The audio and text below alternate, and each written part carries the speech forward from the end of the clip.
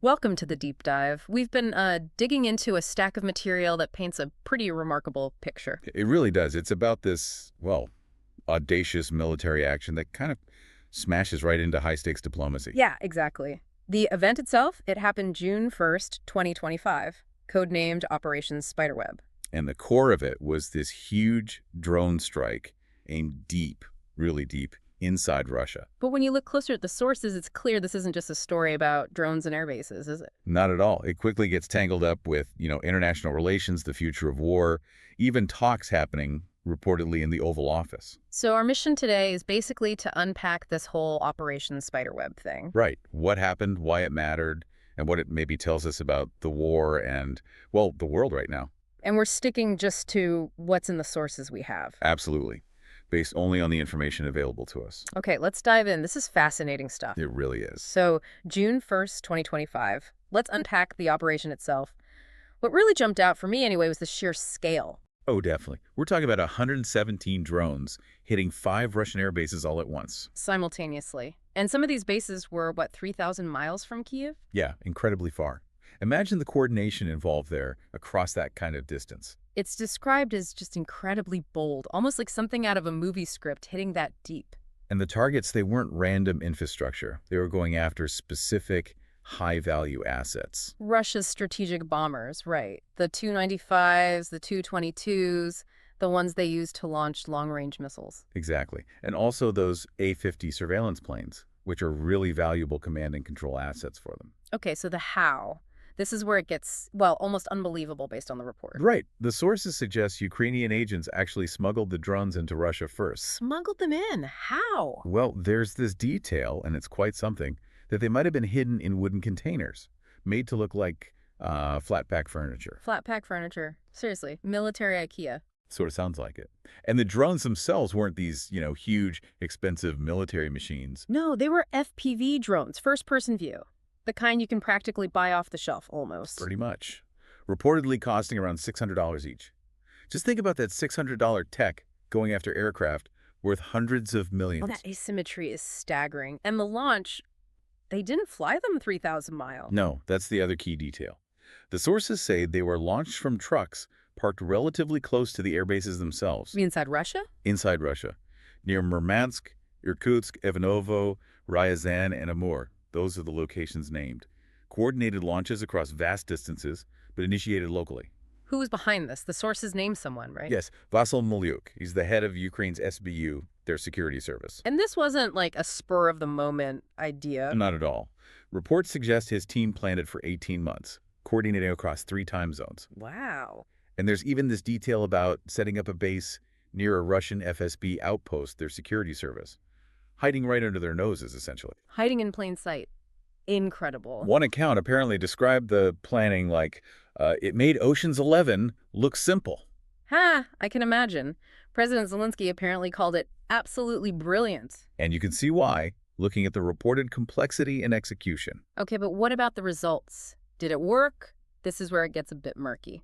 It does depend on who you ask or which source you look at. Ukraine claimed, a huge success. 41 aircraft destroyed, Tu-95s, Tu-22s, A-50s. Which would be massive. But Russia? Russia, predictably, downplayed it. Said only several aircraft caught fire.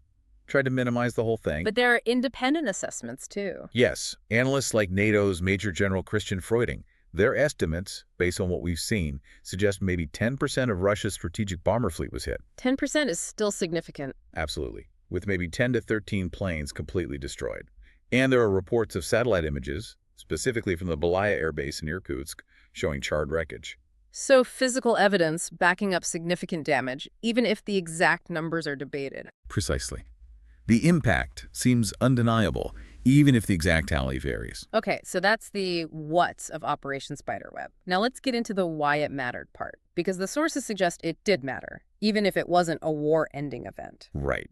The first big thing seems to be the psychological impact. Hitting those supposedly secure air bases deep inside Russia. Exactly. These places are meant to be protected by sophisticated radar, air defenses, and yet these relatively cheap drones apparently just got through. That's a huge blow to Russia's image of military strength and, frankly, invulnerability at home. Definitely. Zelensky's reported comparison to Russia's Pearl Harbor kind of captures that sense of shock, of being hit where you felt safe. It sends a clear message. Nowhere is truly safe. Ukraine can reach you. That's the message, yeah. Then there's the strategic side. Taking out those specific bombers. Even damaging some forces Russia to rely more on the remaining ones. That could mean faster wear and tear on a limited fleet. And the A-50s, those surveillance planes, Yeah. they're particularly important, aren't they? Very. Russia doesn't have that many of them. Losing even one or two significantly impacts their ability to coordinate air operations, to see what's happening. So a tactical win with strategic implications, even if limited. Yes, but, and this is important, the sources are quite clear.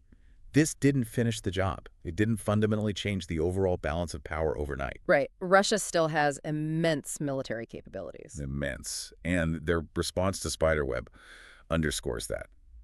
It was swift and brutal. June 6th, just days later, the massive strike on Kyiv. Yeah, the reports mention over 400 drones and something like 40 missiles hitting the capital. Yeah. A huge barrage. And the human cost. That's always the tragic part. It is. The sources report 4 people killed in that Kyiv strike, including 3 firefighters just trying to do their job, save lives. Terrible. And 20 others wounded, parts of the metro system knocked out. Real disruption and fear. And in this context, there's a report of a phone call between President Putin and President Trump. Oh, what did that say? Reportedly, Putin told Trump that Russia felt it had no choice but to attack Kyiv like that, framing it as a direct consequence of Operation Spiderweb.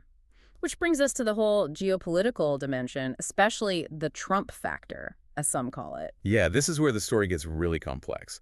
There was speculation, seeing Spiderweb happen when it did, that maybe Ukraine was trying to Trump-proof the war. Meaning what, exactly? Meaning gain some significant advantages on the ground, maybe improve their negotiating position before Trump potentially pushed for a rapid ceasefire that might not be favorable to Ukraine, given his public statements about ending the conflict quickly. Right. He's called it Biden's war, promised a quick fix. Though, as one source dryly noted, quick fixes in wars like this are, well, pretty rare. Like finding unicorns was the phrase used. And you see this playing out in the diplomacy around that time. Absolutely. Just days after Spiderweb, June 5th, Trump meets the German Chancellor, Friedrich Merz, in the Oval Office. And the vibe was reportedly frosty. That's the description. Merz likely pushing for continued strong support for Ukraine, while the sources suggest Trump seemed perhaps more inclined towards finding a way to engage directly with Putin. And there were other signals, like on sanctions. Yeah. Reports suggested Trump was urging lawmakers to maybe ease up on a proposed bill for strong sanctions against Russia. Mm-hmm. And there was anticipation he might try to soften the overall G7 stance on Russia at their upcoming summit in Canada. Yeah. That's mid-June. It's a contrast with, say, NATO. It seems so. The upcoming NATO summit in The Hague, late June, is apparently scaling back its Ukraine focus compared to previous years. And that Macron trip to Greenland. Yeah, that was mentioned. French President Macron flying to Greenland, a place Trump had shown interest in buying previously. Some read that as maybe subtle diplomatic signaling. Bit of shade, perhaps? Interesting times.